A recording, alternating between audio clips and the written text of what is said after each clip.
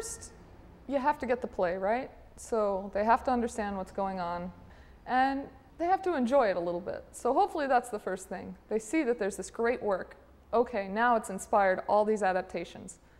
So then the next step is to get them to understand the language of the adaptation.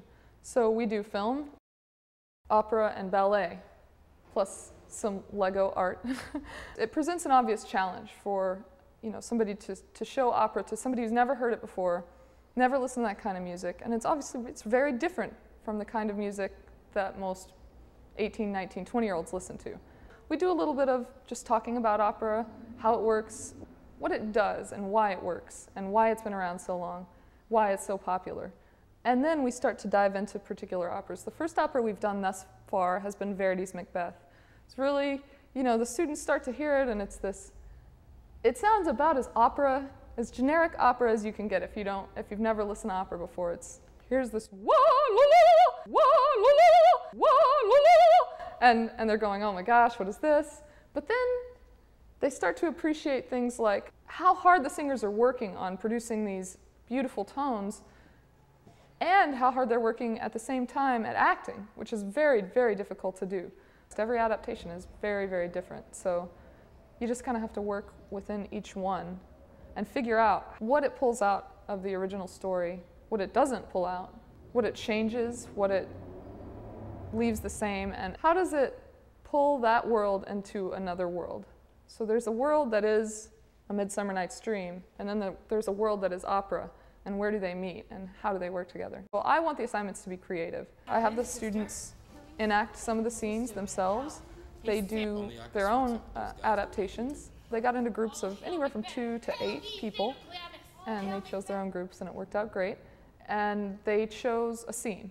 They had to use at least 2 pieces of music for the scene, and they had to bring the music in, and they worked outside of class and in class actually they worked on it for about a week or 2 in class. They had very specific points in the scene where the music would change, and they wanted to do it kind of, I allowed them a lot of freedom with this, but the general gist is that they wanted to do it kind of like a film score, right? So something happens, and something happens in the music, and somehow they go together. So that was fantastic. That was a lot of fun, and they ended up doing some really cool stuff. They wrote their own scenes once. I wanted them to write a scene that was theater.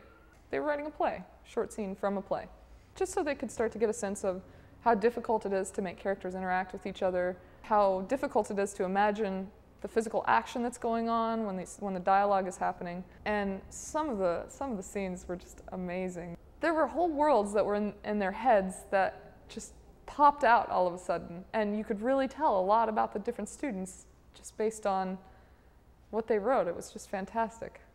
Almost none of the students have a background in music that I've taught so far, and no Shakespeare experts have appeared yet either. So you really don't need any sort of special qualifications to take the course. I'm a music theorist. I play piano and guitar and sing and play saxophone. I also record music. I have a studio. That's where we are right now, obviously. And record music here and have a band, compose music. I love teaching as opposed to performing on stage because there's so much more feedback that I can get. When you're on a stage and your instruments are loud and you're playing, the only feedback you can get is, rah, rah, yeah! But as a teacher, you can stop talking and ask for people to talk to you. And that's not something that can really happen when you're performing music as much. So I absolutely love that aspect of it. I love having the students involved, hopefully just as much as me, if not more, in the class sessions. What I really liked about the Shakespeare course is that I'm a communications major, and it really allowed me to explore my creative side, my creative writing. What I really liked about the Shakespeare and music course was the opportunity to analyze the material and get into groups and be creative and make our own adaptations of what we thought Shakespeare meant, or whatever we wanted, however we interpreted his texts. It's kind of like, a lot of people think Shakespeare is really difficult, and when you get to see all the different adaptations and look at them in class and everything, it makes it a lot easier and a lot more accessible. It also really helped me learn how to analyze other pieces of literature, which is helping me in my other intellectual heritage courses, writing intensive courses, The class was a lot of fun. I enjoyed reading different adaptations and watching different adaptations. Anyone that's like afraid of Shakespeare, definitely take Shakespeare and music because it makes it so much easier. And you get to write your own adaptation of a Shakespeare play, and there's nothing more fun than that.